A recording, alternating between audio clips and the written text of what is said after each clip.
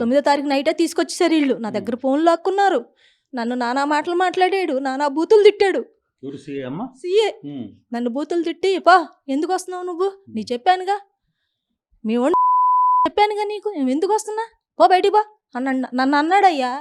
అనేటప్పటికి ఎందుకు వచ్చిన గోళ్ళు అని చెప్పేసి నేను యువతలు వచ్చి నుంచుని కాసేపు కూర్చుని మళ్ళీ నేను యువతలకు మళ్ళీ ఇంటికి వెళ్ళి మళ్ళీ వచ్చేసాను. నాకు ఇంటికి వెళ్ళినా కూడా అన్నం తినబుద్ధి కావట్లా, ఎర్రటి ఎండ, దిక్కులేని దానిలాగా తిరిగి, అయ్యా అలా మాట్లాడమాక అయ్యా, ఒక్కసారి చూపించండి అయ్యా అని అంటే ఎవరు సమాధానం చెప్పట్లా. స్టాఫ్ అంతా చూస్తున్నారు నా ఇంకా, అయ్యా నువ్వు ఎప్పటి నుంచో తెలుసు అయ్యా, మీరన్నా చూపించండి అయ్యా అని అంటే ఎవరికో కట్టు కట్టి ఆ గదిలో చివరి గదిలో పడేసేటప్పుడు నా ప్రాణం అక్క ఇదంతా జనం ఉన్నారు. వెళ్ళిపోయి అవతల వాళ్ళు పోలీసు వాళ్ళని, అబ్బాయి మా అబ్బాయి లాగా ఉన్నాడు, అబ్బాయి మా అబ్బాయేనా అన్న అనేటప్పటికి, మీ అబ్బాయి కాదులే, వెళ్ళిపో నువ్వు వెళ్ళిపో, మీ అబ్బాయి ఇక్కడ లేడు వెళ్ళిపో అని అన్నాడు. ఏడ్చుకుంటా అట్లా నేను 15 రోజులు తిరిగా. పోనీ నా ఫోన్ అన్న ఇవ్వండి అయ్యా, నా కొడుకు ఎక్కడ ఉండడు నేను చేసుకుంటానన్నా అంటే ఫోన్ లేదు ఏమీ లేదు అన్నాడు. మళ్ళీ వెళ్ళిన తర్వాత ఫోన్ అంటే ఇవ్వండి అన్నాడు. ఫోన్ ఇచ్చి పంపించండి అన్నాడు. వేరే వాడికి చెప్పాడు, మురళీకృష్ణ అని ఒక కానిస్టేబుల్ ఉన్నాడు, ఆ కానిస్టేబుల్కి చెప్పాడు, ఆ ఫోన్లో ఏమున్నా సరే డిలీట్ చేసి ఇచ్చే అన్నాడు. ఆయనే అన్నాడు. అనేటప్పటికి ఏదో ఒకటిలే నా పిల్లోడు ఎక్కడి నుంచి అన్నా చేస్తాడులే అని నాకు తెలవక తీసుకొచ్చా. ఫోన్ తీసుకొచ్చిన తర్వాత రోజు తిరుగుతానే తిరిగి మళ్ళీ వెళ్తున్నా. సాయంత్రం పూట పొద్దున పూట ఒక్కోసారి అయితే ఒక అట్టు తిని అక్కడే కూర్చుంటాను, ఆ చిన్న హోటల్లో అట్టు తిని అక్కడే కూర్చున్నా. వస్తున్నారు వెళ్తున్నారే కానీ ఎవరు సమాధానం చెప్పలా. నా కొడుకును కొట్టినోళ్ళు 6-7 ఉన్నారు అందులో.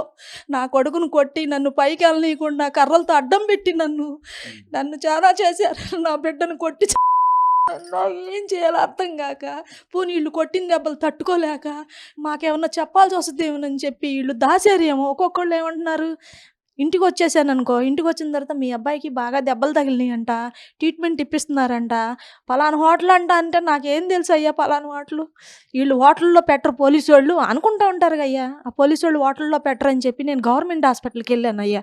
2 రోజులు తిరిగా, చీకటితో 6ంటికి వెళ్ళిపోయి మధ్యాహ్నం దాకా తిరిగేదాన్ని. తిరిగితే మాచురి గది కనిపించింది.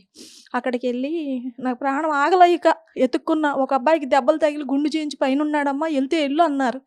అలా అవదు, నా పిల్లోడిని ఏదో చేశారనే ఉద్దేశంతో నేను మాచురికి వెళ్ళి ఆయన్ని ఫోటో చూపించి అడిగి, అయ్యా ఇది పరిస్థితి, ఇట్లా 15 రోజుల నాడు తీసుకొచ్చారు, నా ఫోన్ తీసుకొచ్చి నా పిల్లోడిని తీసుకొచ్చేసారయ్యా, ఇలా జరిగిందయ్యా, పిల్లోడేమన్నా ఉన్నాడా అన్న. లేదమ్మా ఇక్కడేమీ లేడు, నువ్వు ఒకసారి బయట ఒకటి రాసుకునే వాళ్ళు ఉంటారు, పిల్లల్ని తీసుకొస్తే పోలీసు వాళ్ళకి సపరేట్గా ఉంటుంది, అక్కడికి వెళ్ళమన్నారు. వాళ్ళు కూడా అబద్ధాలే చెప్పారయ్యా. నా పిల్లోడిని నాకు చెప్పి చేశాడు, నాకు చెప్పి నేను అంటే అసలు మీ బాబుని ఎప్పుడు తీసుకెళ్ళాడో మీకు ఏమైనా తెలుసా? నా దగ్గర ఫోన్ తీసుకున్నారయ్యా. పొద్దున పూట 11:30కి వచ్చారు వాళ్ళు. ఆ రోజు శనివారం 11:30కి వస్తే నేను పడుకున్నాను, కేకేశాడు. అప్పటికే బళ్ళు అక్కడ పెట్టేసి గబగబా రోడ్డు మీద వాళ్ళు చెప్పారు, గబగబా పరిగెత్తుకుంటూ వచ్చారంట లోపలికి.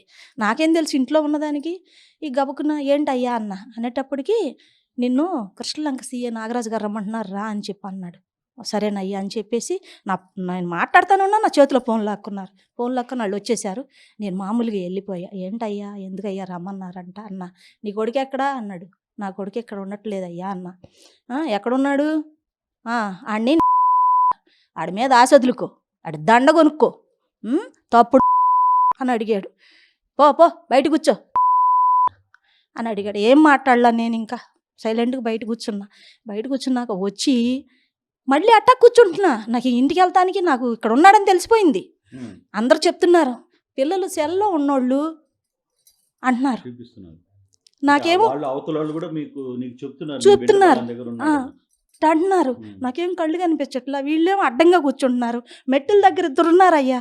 పైకి వెళ్తుంటే కర్ర ఇలా పెట్టుకొని నన్ను వెళ్ళనివ్వకుండా, నా బిడ్డను చూపించకుండా, కనీసం నేను అడిగా, అయ్యా మీరు కొడితే కొట్టారు, పోనీళ్ళు అయ్యా కొట్టారు, నా పిల్లోడిని ఒకసారి చూడనే ఉండయ్యా, నాకు భయంగా ఉందా నాన్న, ఈ మాట నాకు భయంగా ఉందయ్యా, ఒక్కసారి చూడనే ఉండయ్యా, అక్కడ ఎక్కడున్నా వాడు ఫోన్ చేయకుండా ఉండడయ్యా, నాకు ఫోన్ చేస్తాడు, పోనీ ఆడి చేత ఫోన్ చేయించండి అయ్యా, ఆడు ఉండడం ధైర్యంగా ఉంటాను నేను అన్న.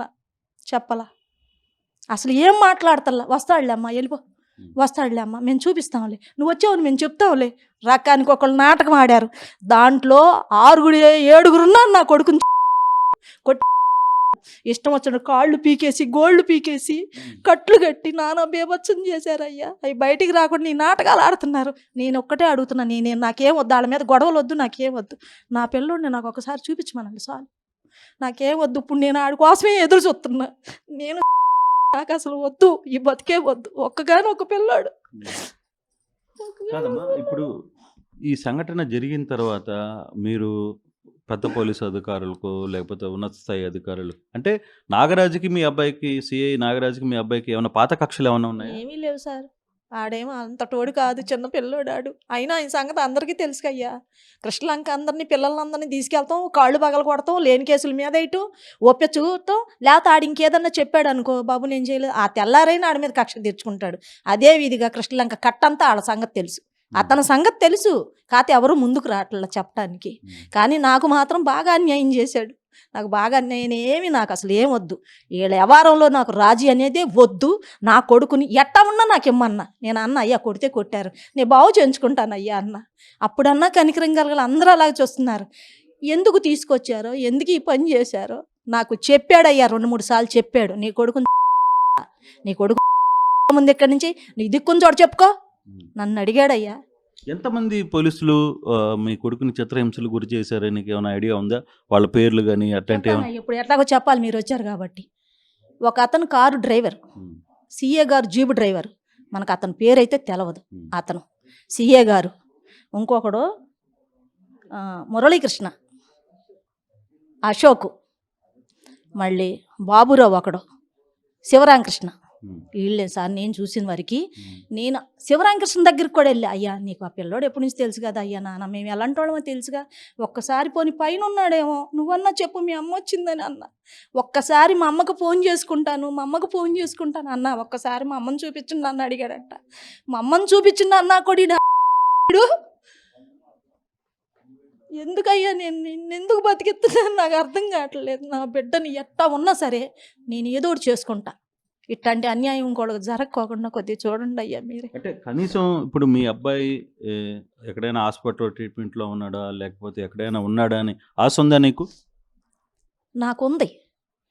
ఇప్పుడు ఎందుకంటే కొన్ని బయటకు వస్తున్నాయి కదా, దానివల్ల ఇంకా ఇలాంటి గొడవల్లో జారరు కాబట్టి వీళ్ళు ఏదో రంగా తీసుకొచ్చి నా ముందు పెడతాడేమోనని నేను హైకోర్టుకు పాపం మా చెల్లి వాళ్ళ అడ్వకేట్ గారు ఆవిడ నన్ను తీసుకెళ్ళింది. అమ్మ ఇలా అంటున్నాడు, నాకు భయం వేస్తుంది, నీకు దిక్కుని చోటు చెప్పుకోమన్నాడు, నా కొడుకుని ఏదో చేసేసాడు అమ్మ నువ్వు రా అంటే అప్పుడు మానవ హక్కుల సంఘానికి వెళ్ళాను. నాకు అసలు ఎలాంటివి తెలవదయ్యా. నాకు చదువు లేదు. వీళ్ళందరూ చదువుకున్నారు కానీ నేను చదువుకోవాలి. నా బిడ్డ ఒక్కడే. అంటే కోర్టు అన్న నీకు న్యాయం వస్తుంది, కోర్టు ద్వారా నీ కొడుకుని నువ్వు చూసుకోగలవు అనే ఒక ఆశ ఏమన్నా ఉందా నీ దగ్గర? నాకుందయ్యా. ఇంత దూరం వెళ్ళింది కాబట్టి నా కొడుకుని తీసుకొస్తారని నాకుంది. నేను ఆశపడుతున్నా. ఎట్టా ఉన్నా నాకు పర్వాలా, నువ్వు మనిషిగా చూపించినా పర్వాలా, ఏ విధంగా చూపించినా పర్వాలా. నాకు ఆఖరి చూపు లేకుండా చేశాడనే ఉన్నా. నేను ఇన్ని రోజులు బతికున్నానంటే వాడి చూపు కోసమే, ఇవాళ తారీఖు కోసమే. ఇవాళకి ఈరింగ్ ఏదో ఉందన్నారు, అందుకనే ఉన్నాను నేను. ఇవాళ కూడా ఏం తేలేదు. దాదాపుగా మీ కొడుకు కోసం నువ్వు ఒక 20 రోజులు పోలీస్ స్టేషన్ చుట్టే తిరిగానయ్యా. ఆ ఎదురుగుండా టీ తాగేదాన్ని, కొంచెం టీ అలవాటు ఉందలే, అక్కడ తాగి యువతలకు వచ్చి నుంచునేదాన్ని. పైనుంచి కిందకు వచ్చే ప్రతి కానిస్టేబుల్ని అడిగా, ప్రతి వాళ్ళని. అయ్యా అశోక్ గారు ఏమైందయ్యా, నా పిల్లని చూపిస్తానన్నావు కదా వాళ్ళంటే, లేదులే సార్ తర్వాత చెప్తానన్నారు. అన్నారే కానీ అందరూ అబద్ధాలేనండి. అందరూ మోసమే చేశారు. అందరూ కలిసే నా కొడుకుని ఏదో చేశారు. దేనికి చేశారు? నాకు కారణం కావాలి. ఎక్కడికైనా నేను వెళ్తా, నాకు కారణం కావాలి. నా కొడుకు చేసిన తప్పేంటి? నువ్వు ఎందుకు తీసుకొచ్చావు మార్కాపురం నుంచి? దేనికి తీసుకొచ్చావు? భయపడి వెళ్ళిపోయాడు అయ్యా. ఇక్కడి నుంచి అంటే సిఐకి భయపడి వెళ్ళిపోయాడు. అందరిని అలా కొట్టేస్తున్నాడు, ఏళ్ళు గీళ్ళు పీకేస్తున్నాడు అని చెప్పి భయం వేసి అందరూ సాయి నువ్వు రామాకరా, నీ కోసం చూస్తున్నాడు సిఏ, నిన్ను కొట్టి చంపుదామని చెప్పారు, కబుర్లు కూడా చేశారు. అయినా కానీ నేను ఒకటి అన్నా, అయ్యా ఇన్నాళ్ళ నుంచి అక్కడక్కడ ఉంటున్నావు, 2-3 నెలల్లో ట్రాన్స్ఫర్ అయిపోతాడంట, వద్దయ్యా రామాక, కనీసం మీకు నేను చెప్తున్నాను, కట్టుకుని లోపల ఉన్న డ్రాయర్ కూడా సరైంది లేదు, కాళ్ళకి చెప్పులు కూడా లేవు, ఎవరో తెచ్చి పెడితే ఇంత అన్నం తిని ఇంత అన్నం దాచుకుంటున్నాడు. నా బిడ్డని నాకు కాకుండా చేశాడు. రోజు నేను అన్నం తిన్నప్పుడల్లా కూడా నేను ఇక్కడ అన్నం తింటున్నా, నా కొడుకు ఏం తిన్నాడు అనుకున్నా. నా తమ్ముడు 500 ఇస్తే 300 అడిగేసి 200 నేను తిన్నా. నాకెవరు చూసి ఉన్న అన్నదమ్ములు తప్ప నాకెవరు లేరు. నా పిల్లోడు ఏదోలే నాకు అండగా ఉంటాడు. అంటే మార్కాపురానికి ఎవరు వెళ్ళారు? మార్కాపురం నుంచి నీ కొడుకుని ఎవరు? కొడుకుని నా దగ్గర ఫోన్ తీసుకున్నారు. పోలీసు వాళ్ళు వచ్చారు, నన్ను తీసుకెళ్లారు, ఫోన్ తీసుకెళ్లారు. ఆ రాత్రే తీసుకొచ్చేసారు వీళ్ళు. తీసుకొచ్చేసి వాళ్ళు ఇష్టం వచ్చిన వాళ్ళ పట్టించమని అడిగారయ్యా ఫోన్లో. మా ఓడి ఫోన్లోంచి అవతలను పట్టుకున్నాడు. నువ్వు పట్టుకోవచ్చుగా నా కొడుకుని. వాళ్ళు అడిగారు నన్ను, వాళ్ళ అమ్మ బాబులు అడిగారు, మీ అబ్బాయినంటమ్మా మా అబ్బాయిని పట్టించింది అని చెప్పంటే, మా అబ్బాయి అలాంటి పనులు చేయడమ్మా, మరి ఏం జరిగిందో ఏమో, నా పిల్లడు 15 రోజుల నుంచి కనపడక నేను ఎత్తుక్కుంటున్నాను అని అన్న. లేదు, ఇప్పుడు జైలుకి పెడుతున్నారు మా పిల్లల్ని, ఆ పిల్లల్ని జైలుకి పెట్టారయ్యా అని చెప్పుకొచ్చారు వాళ్ళు. లేదమ్మా అంటే ఆ తర్వాత తల్లి వచ్చింది, నీ పిల్లోడు ఇంకా నీకు రాడు నాకు ఒకసారి చెప్పింది. కానీ నేను నమ్మలా. అందరినీ నమ్మకూడదుగా అయ్యా, నేను నమ్మలా. నా కొడుకును మాత్రం చిత్రవత చేశారయ్యా. నాకు తెలుసు చేసిన వాళ్ళు అందరూ కూడా. నేను పైకి వెళ్తుంటే కర్రలు అడ్డం పెట్టారు నాకు, పక్క నవ్వుకున్నారు ఒకళ్ళ దగ్గర ఒకళ్ళు వచ్చి. నాకు అసలు సరే నిజాలు తెలవనివ్వలా. ఆడు అడిగాడంట లోపల, అన్నయ్య ఒక్కసారి అమ్మని చూస్తారు. ఆడు మాత్రం అయ్యా నేను చెప్తున్నా, ఎక్కడున్నా ఎవరో ఒకళ్ళ ద్వారా ఫోన్ అన్నా చేసేవాడు. అమ్మను ఒకసారి రమ్మని పలానా చోట ఉన్నానని చెప్పేవాడు. అట్టాగే ఏం లేదని. నా కొడుకు ఏం తప్పులు చేయలేదు. నా కొడుకు ఏమి అంత సన్నాసి కాదు, తప్పులు చేసి బతికేవాళ్ళం కాదు. మేము ఉన్న దాంట్లోనే బతికించుకున్నాను నా కొడుకుని నేను. నా తమ్ముడు 500 ఎత్తే నేను కడుపు కాల్చుకున్నా. నా బిడ్డని ఏది అవ్వకూడదని, ఎక్కడ ఏం తినకూడదని చెప్పి నేను పెంచుకున్నా. అంతేగాని ఇవాళ ఆడ అది ఇది అని చెప్తే చెల్లిపోదు. దేవుడు చూడాలి, చూస్తాడు కూడా. మేమేంటో వాళ్ళేంటో అందరికీ కనపడుతుంది. సో తల్లి ఆవేదన ఈ విధంగా ఉంటే, తల్లికి సంబంధించిన సోదరులు, తర్వాత వాళ్ళ మేనమామలు అందరూ కూడా ఇక్కడ ఉన్న పరిస్థితి మనం చూస్తున్నాం. అసలుకి వాస్తవంగా